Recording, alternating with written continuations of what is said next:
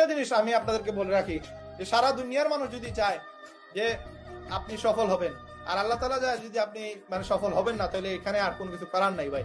আর সারা দুনিয়ার মানুষ যদি চায় আপনার ক্ষতি করবে, আর আল্লাহ তাআলা যদি চান আপনার মানে সফলতা আসুক, তাহলে এখানে সারা দুনিয়ার মানুষ আপনার পিছনে লাগলেও আপনার সফলতাকেও আটকাইতে পারবে না। আমি আপনাকে আপনাদের ভাই হিসেবে বলবো, আল্লাহ তাআলার কাছে আপনি চান, রিজিকের ফয়সালা আল্লাহ তাআলার কাছে, আর মেহনতটা আপনি করে দেখান। আজকে দেখেন 100 জন আপনার ভিক্ষুক আমাদের দোকানে আসে, আমরা সবার চেহারা মনে রাখি না, কিন্তু যেই ভিক্ষুক দেখা গেছে যে বারবার বলে ভাই আমাকে দেন, ভাই আমাকে দেন, দোকান থেকে যায় না, দোকান থেকে সরে না, সামনে থেকে সরে না, টাকা না দেওয়া তো সরেই না, তার চেহারা কিন্তু আমাদের মনে থাকে। কারণ কি? সে চাওয়ার মতো চাইছে। আজকে আপনি এমন ভাবে চান, এমন ভাবে মেহনত করেন, এই যে 18 কোটি মানুষ বাংলাদেশে আছে, 18 কোটি মানুষের মাঝে আপনার চেহারাটার জন্য আল্লাহর কাছে বেশি উঠে।